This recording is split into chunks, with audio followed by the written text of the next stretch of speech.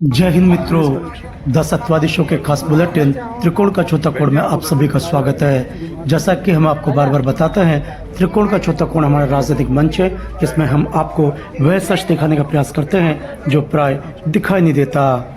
मतदान 200 विधानसभा उपचुनाव के लिए संपन्न हो चुका है और मतदान को लेकर शहर में जो तस्वीरें देखी गई, संपूर्ण विधानसभा क्षेत्र में जो तस्वीरें देखी गई, कोई बहुत ज़्यादा उज्ज्वली नहीं रही। लोग मतदान के प्रति उदासीन रहे और मतदान का प्रतिशत बहुत कम रहा।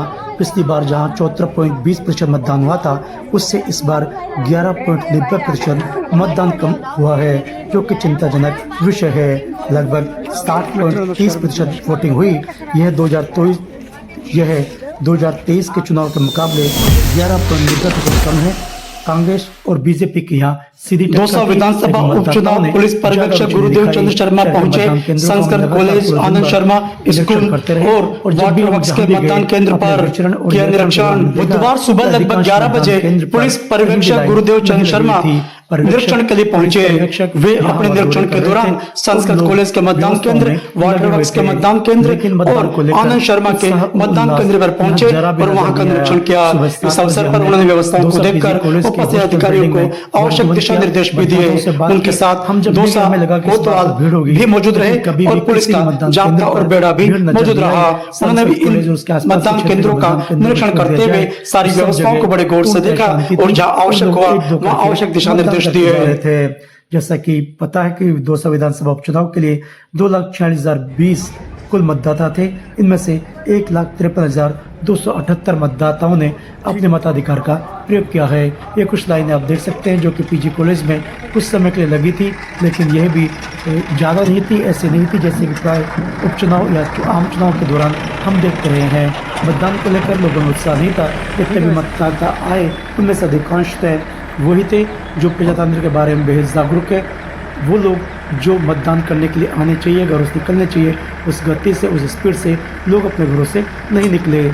इसका एक कारण ये भी था कि राजनीतिक दलों के कार्यकर्ता भी बहुत ज़्यादा उत्साहित नहीं थे। वो मतदाताओं को घरों से निकालने में विफल रहे और संभवतः यही गलती दोनों राजनीतिक दलों के लिए भारी पड़ने वाली है। ऐसे बहुत से मतदाता थे जो मतदान करना चाहते थे, लेकिन संसाधन के अभाव में अपने घरों से निकलकर मतदान केंद्रों तक नहीं पहुंच पाए। हमने कुछ मतदाताओं से बात भी की और ये जानने और समझने का प्रयास किया कि आखिर मतदान का प्रतिशत इतना कम क्यों रहा। तो सभी का ये मानना था कि मतदान को लेकर कुछ माहौल ही नहीं बन पा रहा, नहीं आने जाने का कोई साधन है। कुछ मतदान केंद्र तो ऐसे थे जिनमें साधन को दूर रोक दिया जाता था। ऐसे में जो वृद्ध लोग थे उनका पहुंचना मुश्किल था, या पहुंचने के बाद वापस आना मुश्किल था, क्योंकि जो साधन लेकर जाता है वह प्राय वापस लेकर नहीं आता या उसकी आशंका बनी रहती है। ऐसे में विधानसभा उपचुनाव में आम मतदाता की गूंज बहुत ज़्यादा आपको सुनाई नहीं दे सकी। सबसे कम मतदान वाला बूथ राजकीय उच्च माध्यमिक विद्यालय बीगावास रहा, जहाँ की 1.87% मतदान हुआ। यहाँ सबसे कम मतदान हुआ। उसके अलावा सबसे ज़्यादा मतदान की अगर हम बात करें तो 87.41% मतदान राजकीय उच्च माध्यमिक विद्यालय राजपुर रहा। यहाँ मतदान का प्रतिशत जैसा कि मैंने बताया 87.41% था, जो कि आम मतदान का जो प्रतिशत है 62.23 उसकी तुलना में बहुत ज़्यादा है। चौंकाने वाला है और सचेत करने वाला है कि एक मतदान केंद्र पर इतना ज़्यादा मतदान कैसे हुआ, किन परिस्थितियों में हुआ। या वहाँ के मतदाता बेहद जागरूक है। दोसा शहर की बात करें, संपूर्ण दिन में बार बार यही देखने को मिला कि एक दो करके मतदाता आ रहे थे और अपने मताधिकार का प्रयोग कर रहे थे। हमने कुछ वृद्ध मतदाताओं से बात भी की। उनका कहना था कि 83 साल की उम्र में मतदान करने के लिए आ रहे हैं क्योंकि हमारा फ़र्ज है और मतदान करना ज़रूरी है। वृद्धों की तुलना में युवा मतदाताओं का रुझान इन चुनावों में कम देखने को मिला। वे प्राय मतदान केंद्रों पर नजर नहीं आए और यहाँ वहाँ जब उनसे बात की तो उनका इस मतदान को लेकर कोई बेहद उत्साहजनक रवैया सामने नहीं आया। जैसा कि विदित है, इन विधानसभा चुनाव में दोनों राजनीतिक दलों ने अपने प्रत्याशी खड़े किए थे। कांग्रेस की ओर से दीनदयाल बैरवा यहाँ प्रत्याशी थे, तो बीजेपी की ओर से जगमोहन मीणा प्रत्याशी बनाए गए थे। जगमोहन मीणा डॉक्टर किरोड़ीलाल मीणा जो कि भाजपा के कद्दावर नेता रहे हैं, उनके भाई थे। वहीं डीसी बैरवा इनकी धर्मपत्नी लवाण से प्रधान है और लंबे समय से इनका परिवार कांग्रेस में सक्रिय रहा है। इनके पिता को कांग्रेस ने 2 बार प्रत्याशी बनाया था, हालांकि वो चुनाव कभी भी जीत नहीं पाए, लेकिन वो 2 बार उन्होंने कांग्रेस के सिंबल पर चुनाव लड़ा था और वो कट्टर कांग्रेसी माने जाते थे और अपने समय के बेहद सक्रिय कांग्रेस के कार्यकर्ता थे और नेता थे। चैंप लेना नौजवान बात करेंगे वोटों को लेकर, मतदान को लेकर। प्रजातांत्रिक व्यवस्था को आगे बढ़ाने के लिए और प्रजातांत्रिक मूल्यों को जीवित रखने के लिए आज का दिन बड़ा महत्वपूर्ण है। आज मैं शहर के पीजी कॉलेज में, हमारे साथ कुछ मतदाता हैं जो तमाम शारीरिक असुविधाओं के बावजूद भी, परेशानियों के बावजूद भी यहाँ वोट देने के लिए आए हैं। आइए चलते और बात करते हैं। नमस्ते माँ ढोक, क्या परेशानी है आपको? मतलब फिर भी आप वोट देने के लिए आए हो, बड़ी अच्छी बात है। एक वोट में हार जाए तो बात बिगड़ जाए। हाँ ये बात सही। तो किसने समझाया आपको अंदर से? मैं जानो तो मैं एक गई नहीं कॉलेज आई नहीं, नॉलेज जाती कॉलेज जाती knowledge no knowledge without college. क्या बात है, क्या बात है। I don't know. क्या बात है, बहुत बढ़िया। इनके जो भाव है और जो उत्साह है बड़ा सराहनीय है। बाबूजी से ही बात करते हैं, बाबूजी इनके साथ है, इनको लेकर आए। बाबूजी क्या कहना चाहोगे मतदान को लेकर? अरे बड़ी खुशी की बात है, हमारा उम्मीदवार जीतना चाहिए। मतदान आपने किया, सुबह जल्दी जल्दी आए, सारे काम धाम छोड़ के? बिल्कुल। अब माता जी को भी लेके आए, इनको भी साथ में? अब मेरी भी 83 साल की उम्र है। अच्छा 83 साल की उम्र में भी आप सुबह सुबह मतदान करने के लिए आए? क्या करें, तो सब देना पड़ेगा, वो तो हमारा अधिकार है। दूसरों से भी आप अपील करो, दूसरों से भी कहना चाहोगे? हम भी यही कहेंगे कि मतदान तो करना जरूरी है, अपना हक है ये मतदान करना। एक और मतदाता हमारे साथ हैं, उनसे नमस्ते बहन जी, क्या नाम है? सावित्री देवी। सावित्री देवी जी, आप सुबह सुबह मतदान करें, बड़ी अच्छी, आप साधुवाद के पात्र हैं। तो क्या खूब सारे काम रहते हैं सुबह सुबह? बहुत सारा रहते हैं, पर जो अपना वो है तो देना ही पड़ेगा ना। नमाज तो पड़ेगी, हमारी बात है, हमारी बात नमाज हम रोटी बहुत अच्छी बात है। दूसरे मतदाताओं को क्या कहना चाहोगे? मैं तो ये चाहती हूँ सभी दो जल्दी आओ, सारे काम धाम छोड़ के। और क्या, ये रोज रोज तो नहीं होता है। बिल्कुल सही बात। ये बात आपने सही की, ये दिन रोज रोज नहीं आता, बड़ा महत्वपूर्ण दिन है। इसकी महत्ता को उन्होंने रेखांकित किया। प्रजातंत्र की यही खूबसूरती, अच्छी बात है कि लोग इसके मूल्यों को समझते हैं, इसमें सहभागिता करते हैं। इन्हीं भावों के साथ दौसा पीजी कॉलेज से मैं सुनील सत्यवादी। शासन व्यवस्था में अगर बात की जाए तो प्रजातांत्रिक व्यवस्था को सर्वश्रेष्ठ माना जाता है। ऐसा माना जाता है कि जनता का शासन है, जनता के लिए होता है और जनता के द्वारा होता है। आज प्रजातांत्रिक यज्ञ का महापर्व है, चुनाव का दिन है। दौसा विधानसभा क्षेत्र के पीजी कॉलेज मतदान केंद्र पर यहाँ पे कुछ मतदाता हैं जो मतदान करके आए हैं। आइए जानते हैं और समझने का प्रयास करते हैं प्रजातांत्रिक मूल्यों को आगे बढ़ाने के लिए किस तरह का उनका योगदान है। मित्र, मतदान किया? बिल्कुल मतदान कैसा किया। महसूस कर रहे हो? बहुत अच्छा महसूस कर रहे हैं। ये लोकतंत्र का महापर्व है। इस दिन का बेसब्री से हम सभी को इंतजार रहता है कि कब ऐसा पर्व आएगा और हम बढ़ चढ़ करके मतलब मतदान करेंगे। आज सुबह से ही बहुत उत्साह था, उमंग थी कि सुबह इसलिए जल्दी ना आए। हमारी चुनावी ड्यूटी होने के कारण हमको भी जल्दी जाना था और मैडम भी हमारी तैयार हुई इसलिए कि इन्होंने कहा कि जल्दी हमको क्यों नहीं, पहले मतदान फिर जलपान। आज कोई जलपान भी नहीं किया है और कोई चाय पान भी नहीं किया है कि इसके बाद ही हम सारी दिनचर्या को शुरू करेंगे और अब आगे की कार्यवाही के लिए अब मतलब जहाँ पे ड्यूटी है वहाँ जा रहे हैं। बिल्कुल। बहुत बहुत शुक्रिया, आपका जो उत्साह है, जो आस्था है प्रजातंत्र में बड़ा सराहनीय, बड़े अच्छे। नमस्ते मैडम, क्या नाम है आपका? सुमन लता जी, महिलाओं के पास बहुत सारे काम होते हैं, स्पेशली सुबह जो उनका शेड्यूल रहता है बड़ा हेक्टिक रहता है और सुबह काम करने के लिए बहुत से काम उनके पास रहते हैं जो बेहद ज़रूरी रहते हैं, रूटीन का हिस्सा होता है। आज उन सब कामों को छोड़ के लिए आप मतदान करने के लिए आए, सुबह सुबह हैं, क्या कुछ कहना चाहेंगे? जोर से बोलिए, महिलाओं की आवाज़ दो। क्योंकि मुझे बहुत अच्छा लग रहा है कि आज मतदान का दिन है और सभी महिलाओं से मैं भी आग्रह करती हूँ कि मेरी तरह वो भी सारे काम छोड़कर सबसे पहले मतदान करने के लिए आए। ये सुमन लता जी जिनके जो भाव हैं, आवाज़ थोड़ी कम थी लेकिन भाव इनके बड़े प्रबल थे, बड़े उच्च स्तर के। कहते हैं कि सारे काम धाम छोड़ के सबसे पहले मतदान करना चाहिए।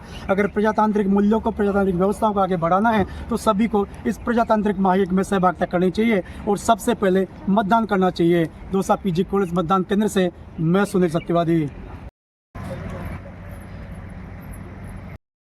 प्रजातांत्रिक व्यवस्था में मतदान का अपना एक महत्व है।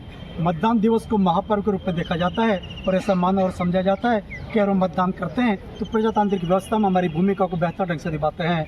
आज दौसा के पीजी कॉलेज में हम हैं और आज यहाँ बड़ा महत्वपूर्ण दिन है, यह मतदान का समय है और बहुत से युवा मतदाता और लगभग युवा हमारे साथ हैं जो कि मतदान करने के लिए आए हैं। आज हमारे पास एक फर्स्ट टाइम वोटर हैं, उनसे जानने और समझने का प्रयास करते हैं कि उनका अनुभव कैसा रहा। मित्र, मतदान किया? हाँ, जरूर किया। बहुत धीमी आवाज से प्रजातंत्र में बोलने वालों की जीत होती है, जोर से हाँ बोलो। जरूर किया। इसके लिए मतलब कि मैं जयपुर से भी आया, मेरे को दूर से आना पड़ा वोट करने के लिए, क्योंकि मेरा फर्स्ट टाइम था। मेरे को अच्छा लगा मतलब कि वोट दे के भी एक लगा कि हाँ कि अपने हाथ में बहुत कुछ होता है, वोट देने के लिए अपन बहुत कुछ कर सकते हैं। अगर अपन अपना अगर सही तय करें, बाद में तो किसी हाथ में कुछ भी नहीं होता, बट अगर आप सोचते हो, आप अच्छे से सोच समझ के देते हो किसको आप वोट देना है, वो आपकी मर्जी होती है, आपकी निर्णय होता है कि आप किसको वोट देना चाहते हैं। पर यह है कि वोट ज़रूर देना चाहिए, चाहे आप 18, 19, 20 साल के हैं, आप फर्स्ट टाइम है, वोट ज़रूर देना चाहिए। इसमें कोई भी डरने की बात नहीं है, बहुत आसान होता है देना, और आप ज़रूर दें। मित्र, आप स्पेशली आपने बताया कि जयपुर से आए हैं, सिर्फ मतदान करने के लिए आए? हाँ, सिर्फ मतदान के लिए आया हूँ मैं। सुबह किसने से प्रेरित किया आपको, मतलब क्यों इतनी जल्दी, ऐसा क्या है? और भी सारे काम होंगे।